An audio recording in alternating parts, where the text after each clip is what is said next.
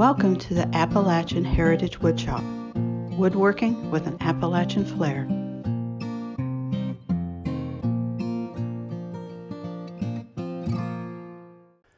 Here's my modified Moxon vise. Now I have it turned around so you can see the front of it. Normally I would be standing here working, but I don't want to block the view. So my modified Moxon vise has a built-in work surface on the top. This makes it extremely handy when I'm demonstrating cutting dovetails. It gives me a place to chop out the waste. A lot of times when I'm demonstrating like that out in the public, I'm not given a lot of room, so I have very little room, and this satisfies that requirement.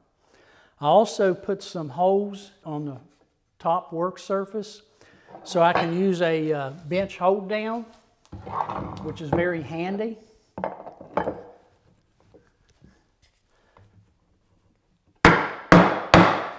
And it'll hold it real good. And then, of course, release is easy. So that's a big plus. One of the advantages of the Moxon vise is it elevates the height of the item you're working on. Now, when you're hand sawing at a higher height than you are when you're hand planing. A workbench is built for the height based on you hand planing or doing work down here. This elevates it so when you do your sawing,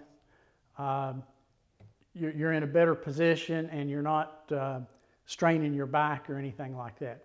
Over the course of an 8-hour day or a full day's work, it makes a difference.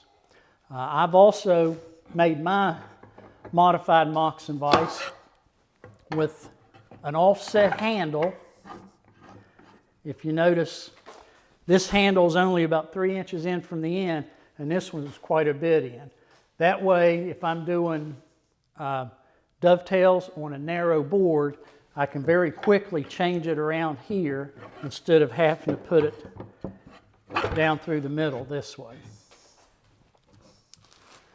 The bottom of my Moxon vise, I have it extended out. It makes it very easy to clamp. With the original Moxon vise, you have to have a clamp that comes up and clamps up here, and then the clamp is actually in your way. This keeps the clamp out of the way and securely clamps the box to the vise.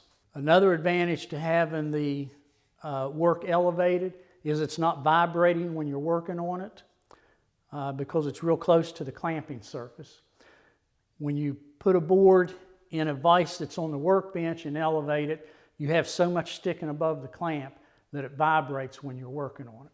The height of the modified workbench should be sized for your physical requirements. You want to be able to work without straining your back or your arms or your shoulders. So it needs to be sized for you physically, just like a workbench is sized for you. I make mine about 5.5, sometimes 6 inches tall.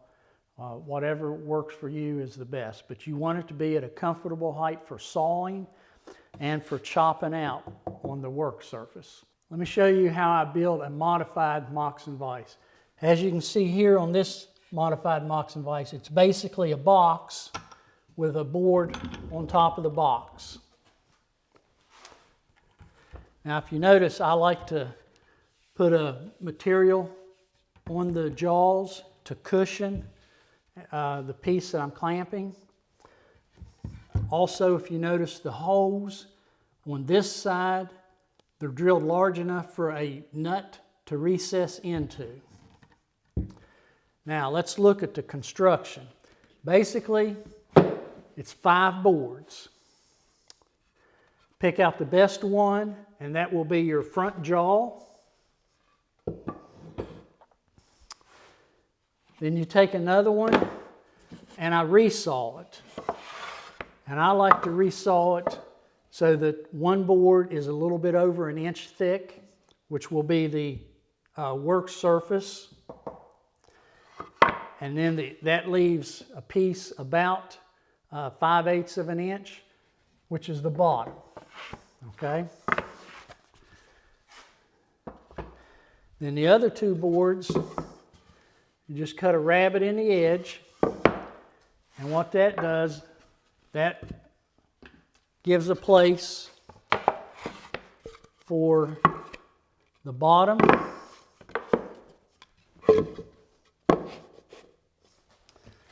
and the top work surface.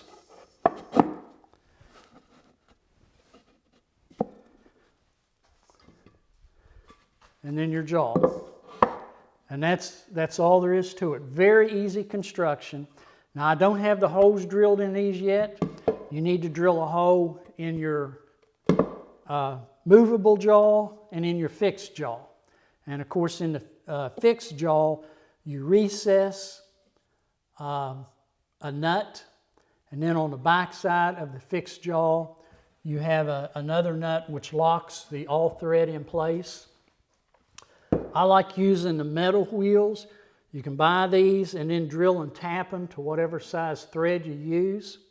Or you can make your own wooden handle. But I like these because you can just give them a quick snap of the wrist and they'll thread themselves in because of the weight. I like using Acme thread. It threads so much faster and it clamps so much easier. But there's nothing wrong with using a fine thread. Other than that, it's just a matter of putting the material on the jaws to protect the piece that's clamped, rounding over the edges here, and gluing it together. No metal fasteners needed. So that's how I build a modified Moxon vise. I hope this has convinced you the need for one and shown you how to build one. They're super easy to build. This is Jerill Vance with the Appalachian Heritage Woodshop reminding you, be proud of your Appalachian heritage.